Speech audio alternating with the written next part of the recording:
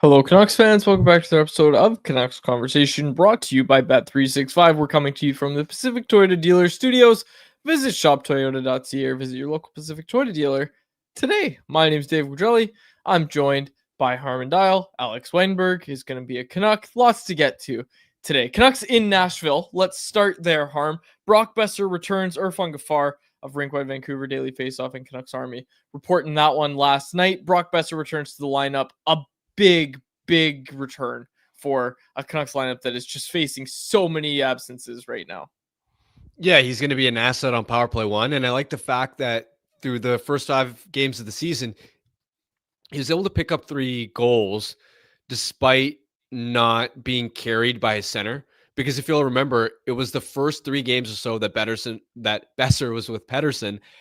And those 3 games are when Elias Pettersson, for the most part, was scuffling a little bit offensively, yet Brock still found a way to get on the score sheet. And that's part of the challenge for him tonight is, according to Dan Murphy, sounds like he could line up on a line with Max Sasson and Jake DeBrusk.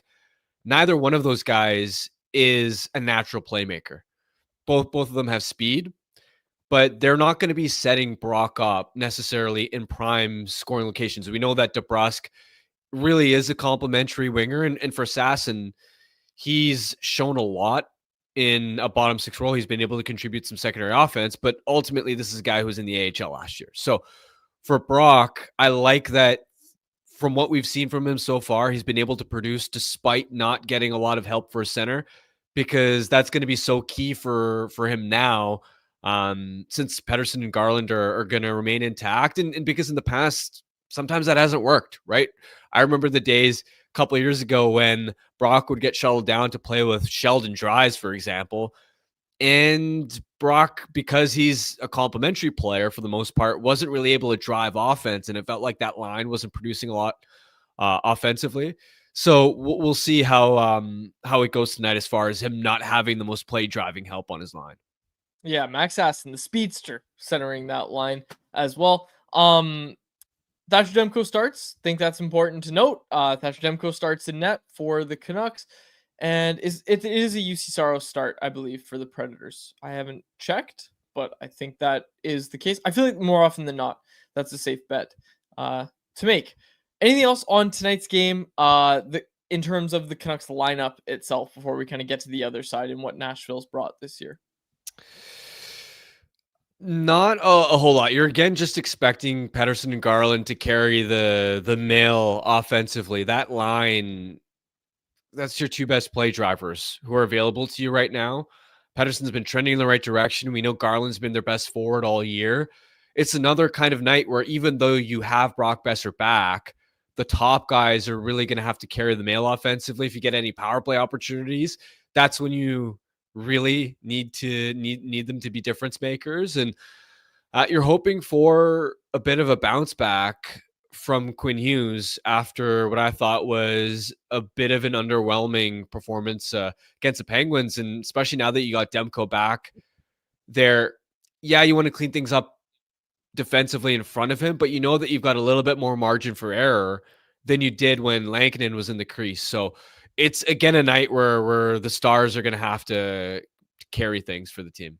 As we look at the Predators, 4 straight losses for them. Their last win came on October 13th against the Ottawa Senators. Since then, it's been a loss to the Leafs, a loss to the Habs in overtime, a loss to the Jets, and most recently on Tuesday night, when they returned home from their 4-game road trip, a loss to the Anaheim Ducks, who, hey, we've talked about the Ducks. They're more exciting. But this idea of a Nashville bounce back, I think we all kind of bought it a little bit. Like, I thought they would be better than they were last year, but just 2 wins for them as they have a 2-3-2 record so far on the year. What are your thoughts on this Nashville team that the Canucks are facing tonight? Their pieces are just incompatible. I thought the Preds were going to comfortably make the playoffs last year, but watching them closely, and I wrote a huge deep dive around the middle of the season, spoke to Barry Trotz, general manager of the Predators, dove into the numbers, watched their games a lot. Their pieces just don't fit. And so ahead of this season, I'll be honest, I didn't have much faith in a Nashville bounce back because the composition of the roster, especially up front, you would look at it and go, all right, they got some big name pieces, Stamkos, Forsberg, and Marchessault. and O'Reilly. So you're thinking, all right, you got some big names going for you offensively, Ken up front, and that doesn't even mention Yossi and Shea on the back end. But the problem they really ran into is their center ice position was probably the worst combination as far as being able to unlock their scoring wingers. You had wingers that are great one-dimensional snipers, but they need centermen to feed them the puck.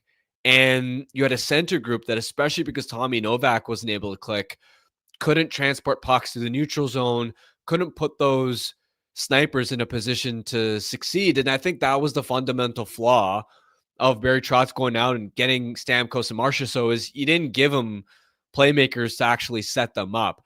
And on top of that, Brady Shea's fit in Nashville last year was pretty disastrous. I think we've learned, especially when it comes to defensemen, that sometimes their on-ice results and success is very contingent on environment, more so than forwards, where you could have a guy like a Cam Fowler, for example, terrible numbers in Anaheim. You think he's cooked, but then he gets a fresh start in St. Louis, and now that he's got more help around him and doesn't need to be the do-it-all number one defenseman, the dude thrives, and that was one of the best trades that we saw in the National Hockey League last year. And the flip side of that was Shea going to Nashville, where heavily insulated environment in Carolina, where their defensemen don't need to do a lot because their responsibility really is to flip pucks into the neutral zone and then rely on their forwards to win battles all over the ice. Whereas you get to Nashville, now you need to do a whole lot more, and there are a lot of systems changes to adjust to because Carolina plays man on man, which most other NHL teams don't. And Shea was a disastrous fit. He was a merchant of that system to some extent. And because of that, their blue line's been a lot worse. And so it's a weird team. It's a awkward fit where you've still got some star power. You still got Yossi, you still got Saros, you still got Forsberg, and some players that are individually talented, but the pieces just don't fit together, and they don't really function well as a team. See if they function better tonight. Canucks Predators, 5:00 start for that one. We'll be back tomorrow to break it down. Anything else on tonight's game that you want to get to? I really want to talk about this NBA betting stuff. I know we both want to talk about it, as does Jacob, so we're going to get to it. But anything else on the Predators Canucks game? Not on the matchup specifically. I assume we'll talk Foote's reaction to Pettersson let's get to that first before we switch to the other stuff. Yeah. Thanks for keeping it on the rails. Look at you. You segued to your stat of the day yesterday, and you keep it on the rails today. Look at you go, Harm. Almost said Rick Tocchet. Adam Foote spoke with reporters today, and hey, shout out. I don't know who it was in the Nashville media, but one of the Nashville reporters went to the morning skate for the Canucks and went to Adam Foote's scrum and asked some questions, which was great because we talked yesterday about how there's not much Vancouver media, non-rights holders and non-team staff on the road right now. So you're not going to get, questions about ice time, that sort of stuff isn't usually going to get asked. So point blank asked about Pettersson's ice time, specifically about the last game. You and I kind of talked yesterday about how this is not just about one game and how it's more of a trend that we've noticed. So Adam Foote gave a really lengthy and thoughtful answer. I told Jacob we want to hear the whole thing. We want to hear the question, how it was framed, and then Adam Foote's answer, and then we'll give our reaction, our response as well afterwards. Let's hear the clip, Jacob. Adam, Elias Pettersson had the lowest ice time at 5-on-5 among your center group in Pittsburgh the other night. Why was that? Why did he have the lowest ice time 5-on-5? Yes, among your center group. Can you give me his ice time on the special teams? Do you remember it? Not offhand, no. You don't remember it? He was 4 on power play and 2 on a PK. Oh, he was 8 minutes special teams. Mm-hmm. And probably two shifts in the last 8 minutes because we're down 5-1, or the last probably 6 or 7 minutes, I don't know exactly. So when you're playing 8 minutes on special teams, mainly because of our injuries, and those are harder minutes, killing penalties, things like that. And then you take the 3 games in 3.5 days where you look at Washington physical hockey and three hard road games, and he played really good.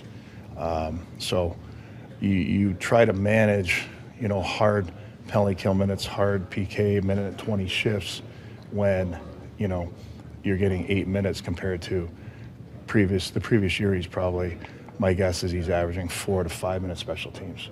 So when you're up an 8-minute mark and you're down 5-1 and you had a three games in 3.5 days, you're trying to manage a guy physically, not put him in a place to get injured either. You're playing those hard minutes in a game, and you want to win till the end, and we're always in striking distance. Even at 5-1, we're thinking about it, like we gave him a couple more offensive draws or things like that to see if we can get a quick one. But I would say when you look at the overall statistics, it's harder to play. Harder minutes are, in my opinion, are going to be special team minutes, which his are up from last year. So if we really want to dig in it, and we can, he's probably a minute on average less 5-on-5 of the year, but probably 2 minutes if we really focus on the PK of the last 3 or 4 games compared to the first 3, where he's more of a PK guy. We wanted to get him in gradually so he wouldn't get caught, where you have to go learn it when you play it. Then he's probably off a minute on PK, 5-on-5 overall, but probably up two good minutes on special teams. So, that probably explains how we're thinking. And he's going to have harder minutes 5-on-5 right now because he's the most veteran centerman. So we're going to have to put him probably in more starts in his end than we would prefer. But he's really good at finding his guy off face-offs and things like that. So I gave you the in-depth one, and I hope that answered your question. I appreciate Okay. That was in depth. I love that. I love, especially Adam Foote, great player. Understands the game at a really high level. Obviously, I love when they just like talk shop and they just explain something so thoroughly. I really like that answer from Foote. What was your reaction to it when you heard that? Yeah, so to preface, yesterday we brought it up and said we'd like to see Pettersson out there more, but we didn't rip his usage of him, and we actually presented a couple of points to sort of even play devil's advocate. There were things that I agreed with and disagreed with in that response. I think the road trip aspect and how taxing the workload has been early on is very valid. That's something we brought up yesterday, how he was over 20 minutes against both Dallas and Chicago at the start of this road trip. There's been a lot of travel involved. 100% agree with that side of it. There were also, however, a couple of points that I disagreed with a little bit. Adam Foote was saying special teams minutes are harder than 5-on-5 minutes. This is the only problem I had with it too. Okay, PK minutes are harder than 5-on-5 minutes. Power play minutes. In fact, and sorry to cut you off, but remember when Rick Tocchet was asked about why Quinn Hughes was playing so much, and his answer was, well, some of those are power play minutes, which are easier. And Adam Foote was on the bench when that was happening. Yeah, and power play minutes, they're easier because it's normal for first units around the NHL to have 90-second shifts. That's not normal at 5-on-5 to intentionally have 90-second shifts. And so when you look at the split of the special teams time against Pittsburgh, 446 was power play, only 228 was penalty kill time. So yes, the PK stuff, that's more taxing than 5-on-5, but the power play is easier than regular 5-on-5 minutes. And for the season as a whole, Pettersson has only averaged 57 seconds of PK time per game, right? So let's be clear, his 5-on-5 usage does need to increase, especially with Filip Chytil out. And even if you factor special teams in, and I understand that if you just present the raw 5-on-5 ice time totals, it seems more exaggerated that, he's barely touching the ice. But if you ignore even just 5-on-5 specifically, total ice time, he was under 17 minutes. He played less total minutes than Aatu Räty, whose PK ice time was nearly identical to Pettersson's in that game as well. And then the second part was, I understand the game was out of reach in the third period point, but his third period ice time was actually nearly identical to his second period ice time. Through 2 periods, he'd played 11:29. That's still only on pace to barely crack the 17-minute mark. So it's not as if Pettersson, this would be a different conversation if Pettersson was averaging 14 minutes or had played 14 minutes through the first 2 periods. And then, all right, he barely saw the ice for the third period. So that part was only half true as well. So things I agreed with in that answer, things that I also disagreed with in that answer. I want to get to the super chat. Did you have anything else, you wanted to talk about when it came to Pettersson's ice time with Foote? The thing that I'm kind of saying now is, okay, let's just keep an eye on it. It's just going to be something. like that was even what the headline of the stamp sheets was just like, okay, ice time is becoming a conversation. It's just something that people are now keeping an eye on in the fan base. You saw it all over social media. It's not to freak out or go, oh, Adam Foote doesn't know what he's doing. None of that. I think the really interesting measuring stick will be this weekend back to back when they're home against a couple of potent opponents in Montreal and Edmonton. How is Pettersson used in that environment, especially because you are still going to be undermanned at the center ice position, even if a Teddy Bluger ends up coming back? Those are the games where I want to see Pettersson's usage increase. You can't have too many nights where he's dipping below 17 minutes of total ice time. All right, this is a super chat from Owen Jay-Z for $6.99. He said Svechnikov 0 points so far and apparently on the fourth line this season. Do you think he needs a change? What would the Canucks have to give in return for him? While you sit on that, Harm, I'll tell everybody that if you want to make sure your question or comment gets in the show, hit us with a super chat. Proceeds from our super chat go to the BC Mental Health Foundation, changing the face of mental health and addiction by supporting breakthroughs in care, public understanding, research, and knowledge exchange. Svechnikov to the Canucks. Tell me about it, Harm. So Svechnikov is coming off an ACL injury. I want to double check. It's been over a year since it happened, but we've seen from both Ilya Mikheyev, who's actually bounced back pretty well in Chicago, and through Tom Wilson most recently, that it usually takes a couple of years for players to fully recover and become the best versions of themselves after a serious injury like that. So last year was really a write-off for Svechnikov. Yeah, I only had, I think it was 48 points in 72 games. But before that, we're talking 52 points in 59 games, 55 points in 64 games, 69 points in 78 games. I expect Svechnikov to eventually get back to that level. And it's worth pointing out that he was already starting to bounce back in the playoffs where he had 8 goals in 15 games. I still think Svechnikov is a terrific talent. Still only 25 years old, which is funny because it feels like he's been in the league for forever. The problem, though, is this team needs help at the center ice position. And if you're going to be giving up premium assets for a player, first of all, I don't even think that the Carolina Hurricanes would want to part ways with Svechnikov. But secondly, even if he was available, I imagine that this front office group would want to instead invest whatever premium assets they have towards getting help down the middle. And Svechnikov obviously doesn't solve that as a winger. Going to be a big conversation we have and anyone else about investing those premium assets. Ready for Family Feud? Before that, we'll do Greta. We'll do our Greta read. Anything for tonight's game you want to get in? This is our last chance. No, let's do it. All right. Let's get to Family Feud in a second. But before that, I want to tell everybody about our friends over at Greta, a great spot for all games, home and away. You can skip the line and not have to pay cover on game nights if you're wearing the home team's gear. And of course, there's also the game day specials at Greta, including $3.33 off select food items, $3.33 on select drinks, and more. With the arcade, bar, and street food menu, make Greta your spot to watch the big game.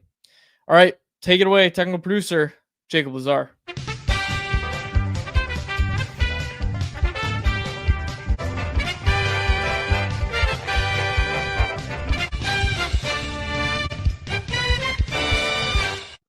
Hello and welcome back to another edition of Canucks Conversation Family Feud. No face cam for me today. I am in studio and we don't really have it set up at the moment. So you'll just have to hear my voice as these guys battle to try and keep their perfect record alive. You guys are 5-0 this year on Family Feud. Now, I'm gonna. Chat said it's way harder. Chat said you made it. It sure is. So I'm going to address that. I've gotten some feedback, and I want to say, yeah, I hear you listeners of Canucks Conversation saying the segment's getting boring, the questions are too easy. Who is saying this? Haters. Haters, sure. But you know what? I kind of agree with them. So we've gone creative this time around. I couldn't use the first question on the survey. We'll address it at the end. Oh, man, okay. Some of the responses were so good. But like you wouldn't have gotten more than like 4 points for the number one answer because of how spread out it was. But, oh, man, that was awesome. So we got a little more fun. Schedule loss. No, well, okay. That we're not using that question. End of a road trip. But this is, we got a little more creative. We went, a little deeper with some obscure questions. and hopefully going to have a little bit of fun. So, All right. Harm I'll mute going up. first? Or Yeah, yes, I'll- Harm's I'll- going I'll first. mute up. Okay. For those of you who are new, Harmon's going to go first. He'll have 25 seconds on the clock. The time will begin when he finishes reading his first question. Harm, if you can't think of a response, say pass. We'll come back to it at the end if we have time. You might need to pass today. We'll see. Harm, All are right. you ready to go? Yeah, let's do it. Other than the hockey game itself, name something that can be won at a Canucks game. 50-50 raffle. How many Canucks will reach 15 goals this season? 6. Which current Canuck is most likely to go skydiving? Jake DeBrusk. Name an NHL team with yellow in its primary logo. Boston. Which sport has the craziest / rowdiest fans? UK soccer. Soccer. Okay, you got it European in. soccer. Whatever. Yeah. UK soccer. I know what you meant. You meant. Flag down quads. I'll tally up your score.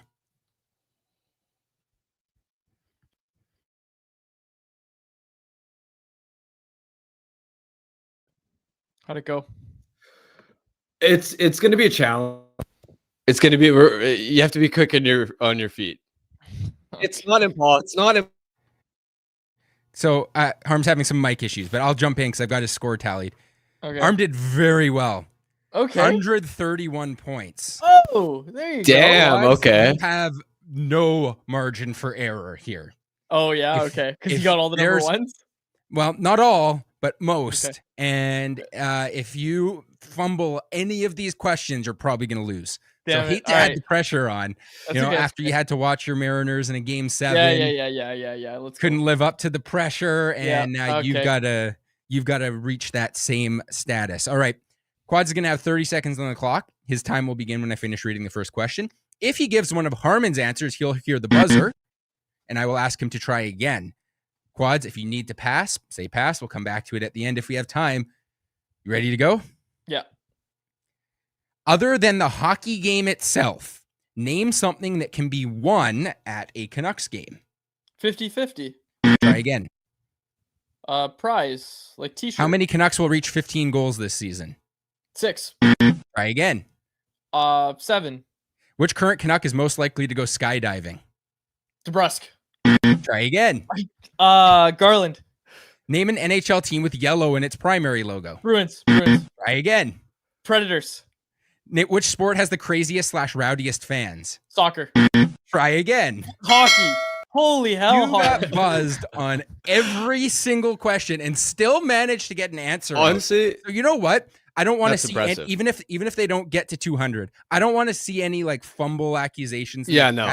Because that was a pretty spectacular. yeah. performance. Yeah, that That's was crazy. very good. It's not your That's fault crazy. if we lose this one. I like at my all. answers though. The real I thought question you is, did like, very well. We both said 6, so it's either gonna be 5 or it's gonna be 7 as the other one. So I was like, okay, I'll go up. You know, people are positive.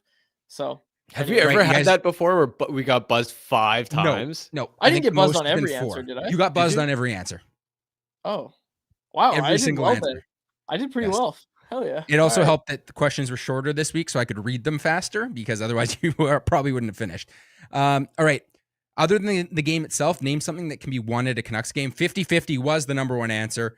Quads, what'd you say? Like prize? So the t-shirts, prizes. I wish it T-shirt could prize. be So- the RC Orca. They should bring that Yeah, back. so we'll call that merch / collectible, which was 18 points. I had to Nice. group a few Nice. things together. So good start. Number 2 answer was face off, which Oh, kind that's of where I was fun. thinking. wow. I was thinking Yeah. like a fight was in there, things you could win on the ice, but 50-50 blew it out of the water with 35 points. And yeah, that makes sense. I get it. Nice. And actually someone in our response had said they once won the 50-50 at a Canucks game. So That's sick. congratulations, whoever that was. Hopefully it was in recent years when these jackpots have been much bigger than back in the day, but still fun regardless. All right. How many Canucks will reach 15 goals this season?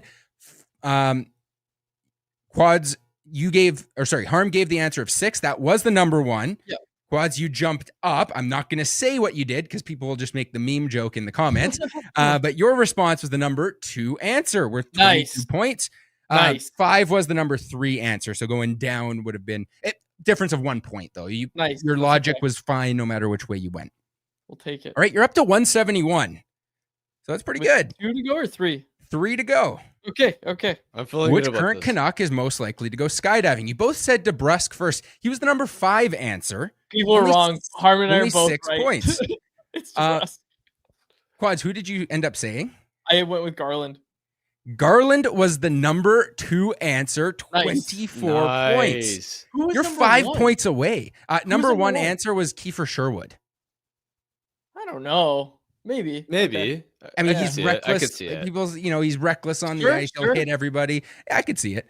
I'll be honest. This was a better performance than I was expecting. I am gonna take the L here. I think you guys are getting 5 points. Name an NHL team with yellow in its primary logo. I specified primary, so no one was saying the Canucks with the skate. You guys both said Bruins. That was actually the number 2 answer. Quads, who'd you pivot to? Predators, who they're playing tonight. 21 points. You guys have already hell got yeah. you locked up. We got a higher they score just played. this week. Yes. We got a higher score this week than we did last week. Yes. When everyone was saying it was too easy. The team that they just played, the Penguins, was the number 1 answer. Sabres, Blackhawks in there as well. A few others. Minnesota has some yellow. Calgary got a few votes. I felt that was fitting considering they played 2 of those yellow logo teams this week. Finally, which sport has the craziest, rowdiest fans? Soccer was the number 1 answer. Quads, you got hockey, which was the number 2 answer. 17 points, 233. Some other fun answers in here. Darts was actually number 3. Go watch some like European darts, especially when you get to like the World Championship or like their league finals. No, Insane. Oh, no. Quads, watch some darts. Pro darts might be the most fun sport hype. that no one in North America watches. It is insane. Okay, I'll take your word for it. Yeah. Okay, now, cool. before we continue, I have to tell you the question that we couldn't use. Name a word or phrase that is commonly used to describe a hockey game that would not be appropriate to use at work. Hold on. Say it again. Name a word or phrase that is commonly used to describe a hockey game that would not be appropriate to use at work. Well, Harmon and I are at work, so I don't want to give an answer. But these are people you have to put it in the people who are filling out the survey. They're working at an office. 5-hole or was it responses like that? I don't know. Yeah, like so some people were like, 5-hole is on there, yeah. Gong show. There's a lot of swearing and a couple slurs. So whoever answered with those, please. I was not going to say what's wrong with slurs. I was going to say what's wrong with Gong Show. I don't know. Barn burner, bloodbath, sloppy. I feel like you could say sloppy at work. I would say all of those things at work. Gong Show.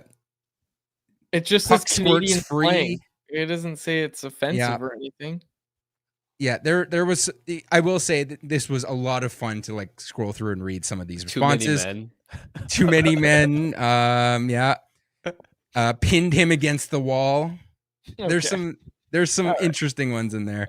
But yes, so thank you to everyone who filled out. Some people were unhappy with that question. Go watch Real Family Feud. They have questions like that all the time on the Real show. They do. So, It's true. So that's what I wanted to do. But hey, good win. Honestly, guys, I'm shocked. New survey. I'll have one for you guys tomorrow. I don't know what to do at this point because clearly when I make a difficult one, like they went out, they got every single number 1 answer and like 4 of the 5 number 2 answers. Like, that's a good level of difficulty. Like we could have easily lost that game. That's a good level. That was the equivalent of Trey Savage against the Yankees. Just I don't know if we're gonna top that performance all year. Just how sharp we did well. We did well. I'll be honest. I don't have that in me every week. And I don't think you do either. Especially getting buzzed 5 times and coming up with those responses. We ain't doing that every week. Conversation is a really funny comment in the chat. I'm not gonna read it, but let's talk about the NBA betting stuff going on. We heard Kash Patel this morning, FBI director Kash Patel, speaking about this NBA betting scandal and the arrests of a few guys. Obviously I followed the MLB one. Like I know I can tell you all about Emmanuel Clase, everything that happened. They were betting on pitches and stuff. I don't follow basketball too closely, and I've done some reading on this, and like it went so beyond just like, oh hey, I'm gonna be playing the under in bet my under tonight because I'm coming out early. Like that was one thing that I read, but apparently it went to like poker games too, and like a far beyond just on the court stuff. Yeah, I'll be honest. I haven't tracked this story too closely. I think was Chauncey Billups one of the Yes. Yes. okay. So Jacob, you chime in whenever you want on this. I think I saw a report that it wasn't even involved with basketball games, at least as far as Billups is concerned. So it seems like it was just an illegal national gambling rig, and I don't know the specifics of that or how it works. So but I know that one. The Billups one, he was running like underground poker tournaments, convincing athletes to join these underground poker tournaments, and it was all like run by the mob. And That's what I Chauncey was gonna Billups is an say. active NBA coach, and he was like the allegedly was convincing active NBA players to join this underground poker ring.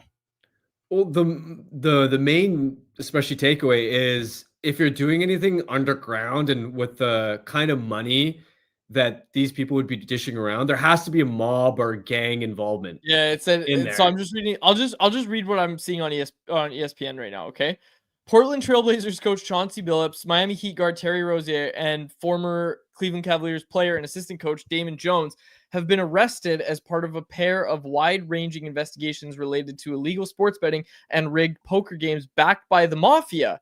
Authorities announced Thursday. Billups and Rozier have been placed on leave from their teams, the NBA said in a statement. A total of 34 people were arrested as a result of a years-long investigation covering 11 states and involving tens of millions of dollars, FBI Director Kash Patel said.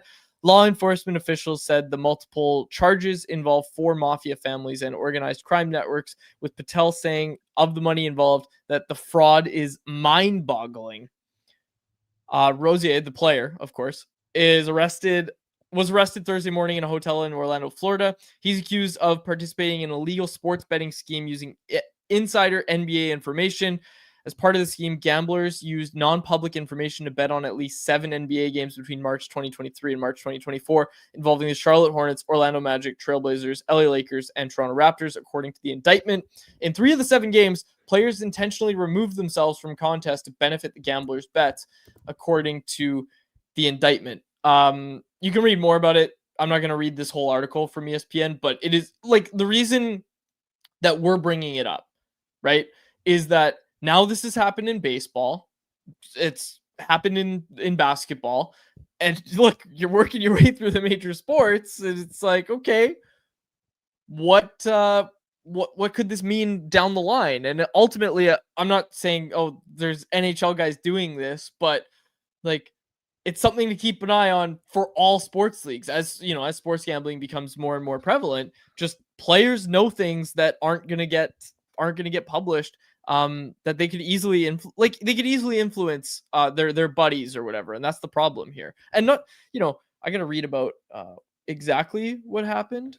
Hold on, I want to pull it up. It's also not as if hockey hasn't previously had a story like this before. Yeah, I was just gonna say, like, I was just gonna bring up Shane Pinto, and even before that as well. Well, Operation Slapshot 2, which Rick Tocchet he ended up pleading guilty to illegal gambling rig all those years ago.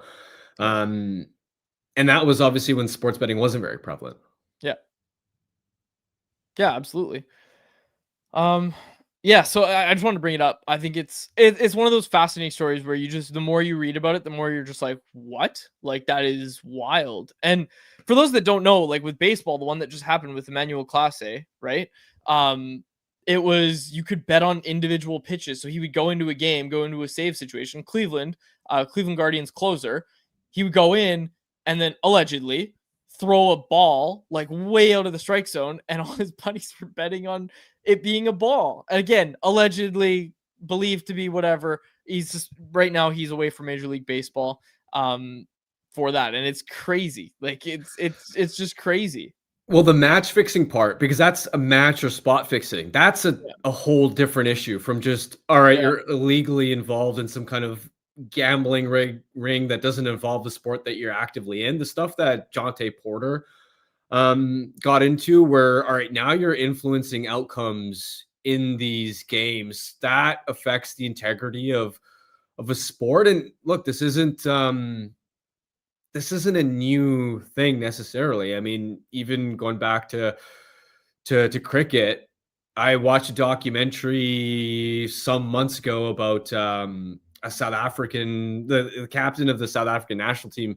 I think his name was Hansi Cronje, who was caught spot fixing, and sort of similar to what you said, manipulating certain situations in a game and recruiting players on his own team to do that. So it's unfortunately been an issue at times in sports, and yeah, especially as money and gambling becomes more and more prolific, you always want to keep an eye on it, because that's the nightmare scenario for a league, is when the integrity of your sport comes into question. I will say though, I wonder how different it is now than, let's say, the cricket example I gave was probably more than 20 years ago, where your digital footprint is way different now than it used to be back then. And you would think, because like you got phones and a lot of things can be monitored, like you would hope that would deter players from being involved in something like that, because there is usually going to be a digital footprint of that kind of stuff. But this is obviously concerning to see. You don't want to see it in the sports world. Jacob, anything you wanted to add? No, I think Harm pretty much nailed it. Actually, the one thing was, if I'm not mistaken, the Jonte Porter stuff, who was Toronto Raptors bench player who is banned for life last year, I guess, a year and a half ago.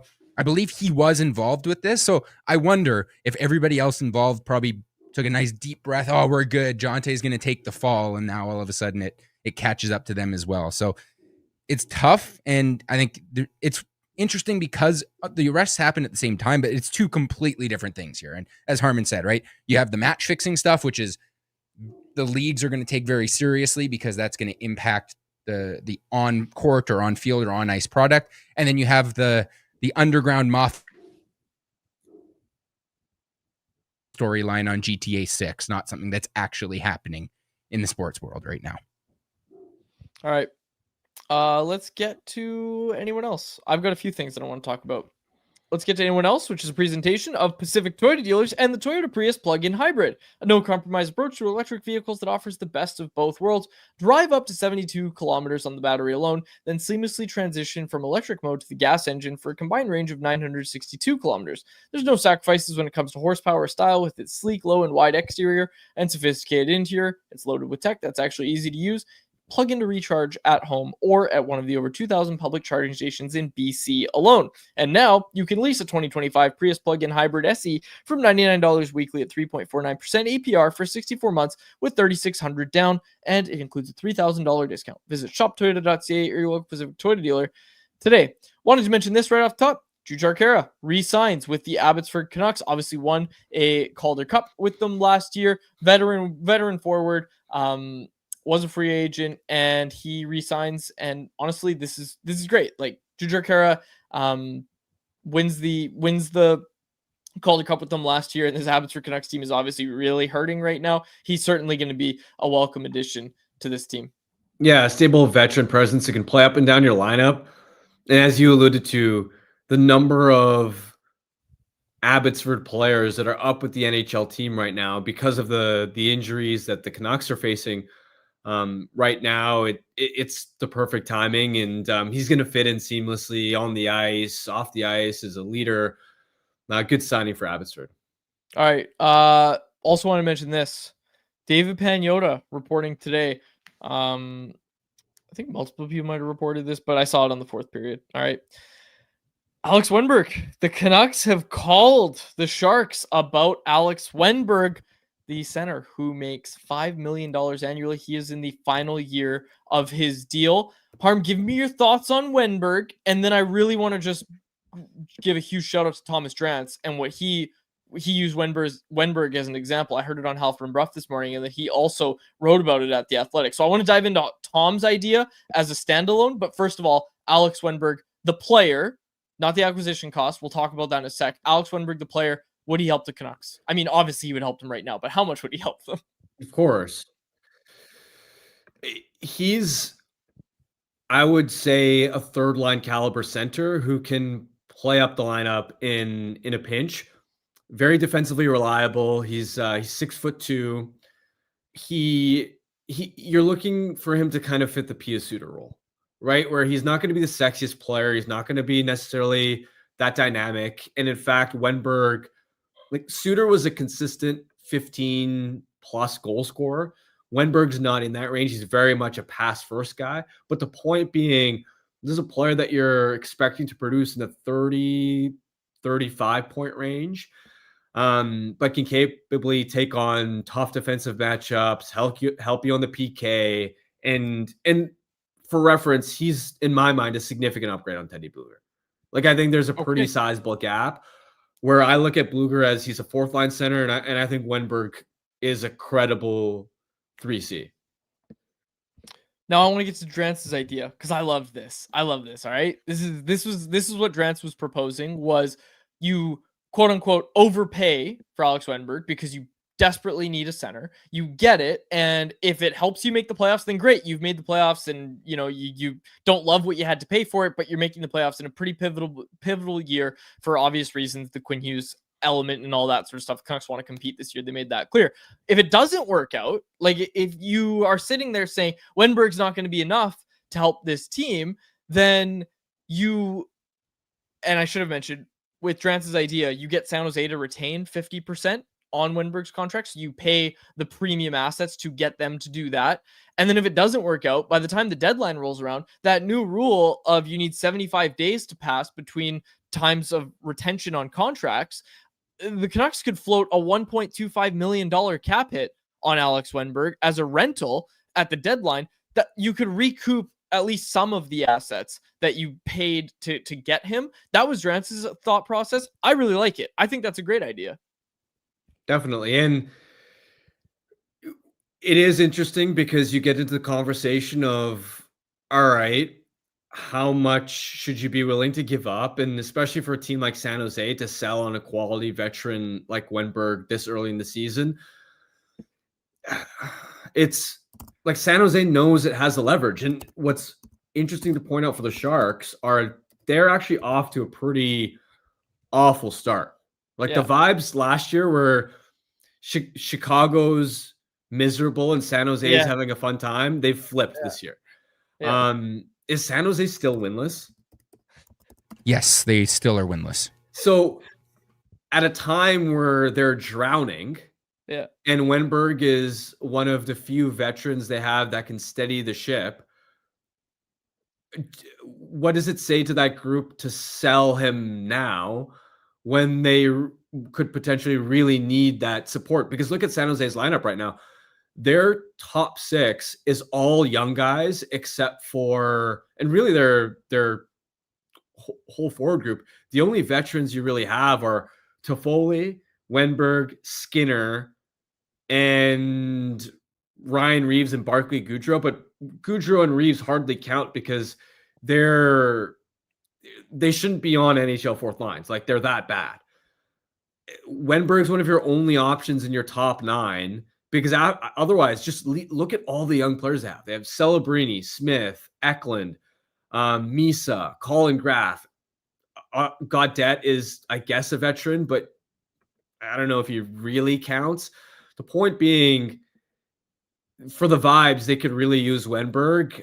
That's where it sort of becomes tricky, is just how much are you going to overpay? Because I think when we look at this overall discussion of how desperate and how urgent should the Canucks be to try and add a center, I think with the context of how important this year is for keeping Quinn Hughes, like you have to be, I think, willing to throw some assets in and quote unquote overpay on paper, just because the opportunity cost of not doing so and missing the playoffs, having a bad year is like a catastrophic downside scenario.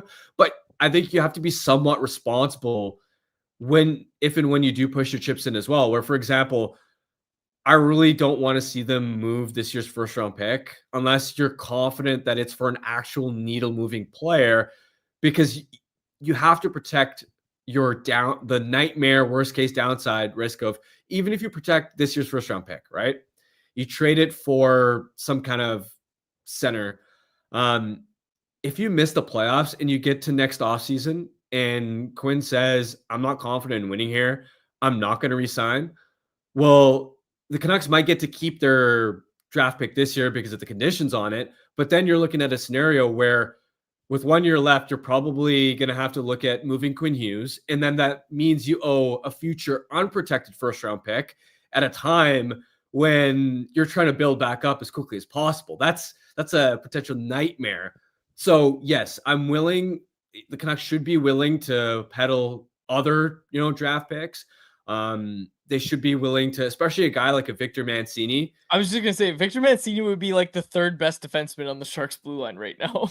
Yeah, so it's like, and this is the point Jant's kind of made too. Second round picks, Victor Mancini, like those are the kinds of assets that you're, I think, comfortable moving and where the risk to reward makes sense. But if we get into the territory of you have to give up a first round pick when you don't know how the team's future looks like, not only this season, but beyond that, that's where it becomes a dicier proposition in my mind.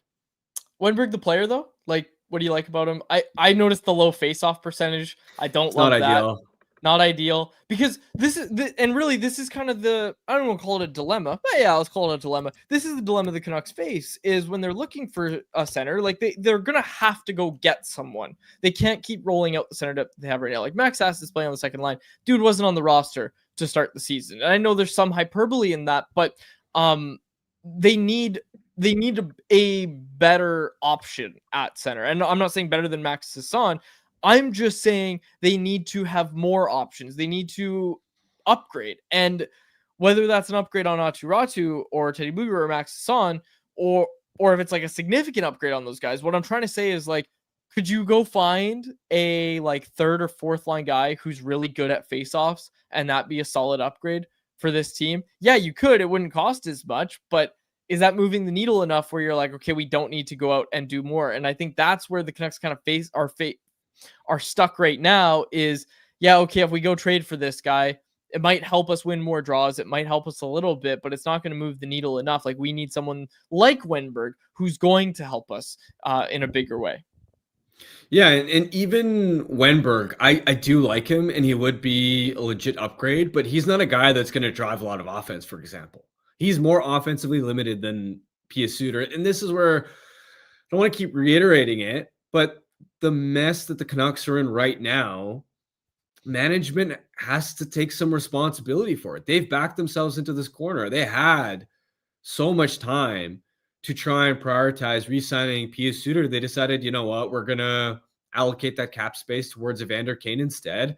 And they knew, like, everybody and their dog knew that Filipino has had an extensive history of concussions. And here's the tricky part. Here's the other part too. It's not as if, this happened in New York and we acquired Hedel and he's been healthy ever since. They knew this past offseason that, he had another one down the stretch. And despite that, to still roll in, and again, I could excuse them not being able to land a true top six guy, like a Marco Rossi, for example, because those types of players didn't move. But why not a Suter? Or even, I was banging the drum for a Trevor Zegras, especially considering the acquisition cost before Zegras is dealt. And now you look at Zegras and he's up to 5 points in 6 games. How much more comfortable would you feel? And we know that Zegras isn't a perfect player by any means. He sucks at the faceoff dot. But how much better would you feel about Trevor Zegras in the 2C spot right now as opposed to Max Sasson? So the point being, even if you didn't land your dream target, there were other ways. Like, they needed some kind of contingency plan. And now they're backed into a tough corner where even this Wennberg idea, I think it makes sense, but Canucks fans probably still aren't going to like what it would take to get him. And even if you do get Wennberg, he's a good player, but he's not going to transform this team's forward group. Mm-hmm.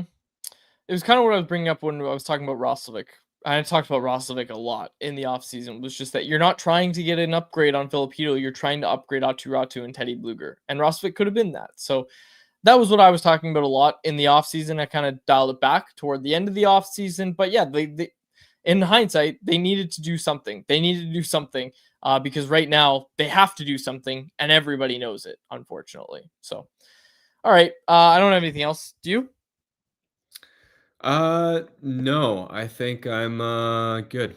Perfect. Then let's get to our Bet365 bet of the day. What did I take yesterday? I took a Flames bet, didn't I? You took the Flames to win, and Montreal beat them in overtime. And like damn. Montreal, the shots don't tell the story, but I watched that game. Montreal like dominated them. All the high danger chances were Montreal. Dustin So Wolf Montreal's going to basically keep it kept rolling. them in the game. Yeah. So Montreal's going to keep it rolling.